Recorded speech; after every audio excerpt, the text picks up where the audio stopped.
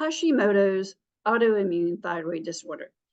Hashimoto's is just one of the causes for low thyroid function, but it is the most common. It is an autoimmune thyroid issue.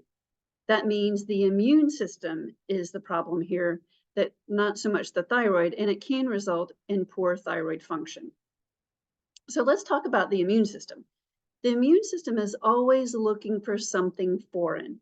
So say that you have bacteria on your hands, which we all do, and you go to pick up a piece of food, you're going to get bacteria into your body. So we want the immune system to find those organisms and destroy them. But what else do we encounter that is foreign? Toxins and even food. You have to remember that is not part of our body. The immune system is always looking for something foreign, such as bacteria, viruses, and when it finds something foreign, it puts antibodies or tags on that.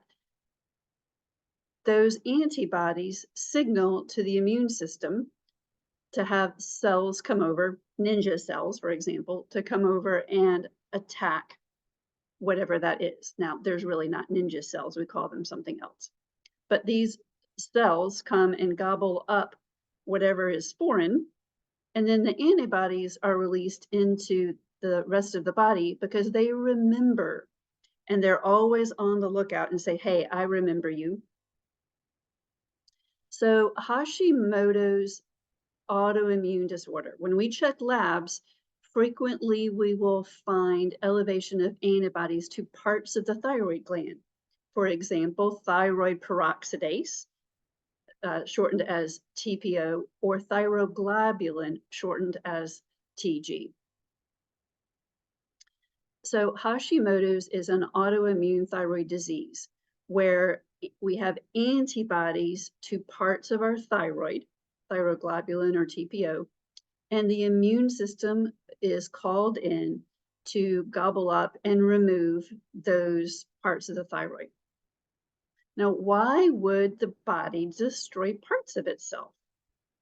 Well, this is a housekeeping mechanism, as parts of joints or glands or other cells in the body are used up, they need to be removed.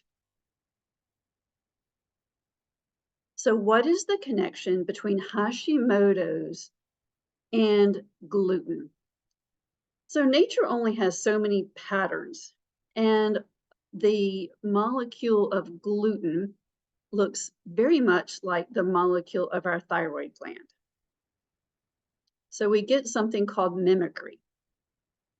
So when the body is making antibodies to gluten, for example, if you have an unhealthy gut and just because gluten is very inflammatory, or maybe it didn't get digested because you don't have enough digestive enzymes.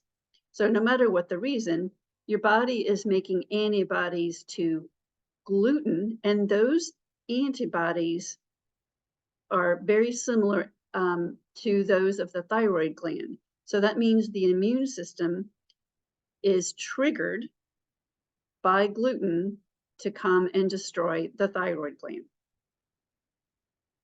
So Hashimoto's is autoimmune, but we have to think about the gut because often a lot of inflammation and toxins start in the gut.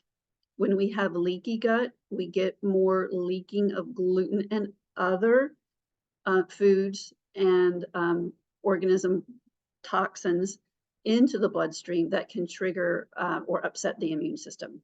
So we also have to think about organism overgrowth. Do we have yeast? Do we have some bad bacteria? Do we not have enough of the good bacteria?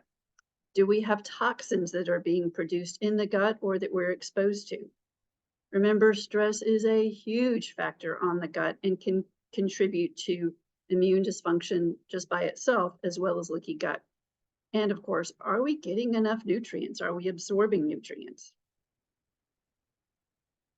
So when we treat Hashimoto's autoimmune disorder, we have to think about calming and balancing the immune system.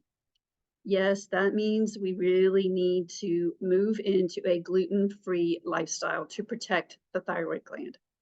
We need to work to repair the gut. We need to make sure that we have omega-3 fatty acids and other immune modulators. We need to ensure that our nutrients are sufficient. We may talk about low-dose naltrexone as a compounded medication to help decrease thyroid antibodies. And if the thyroid gland is just not working enough, we would discuss replacing thyroid with medication. So hopefully this helps you understand what's going on in your body, and we look forward to working with you.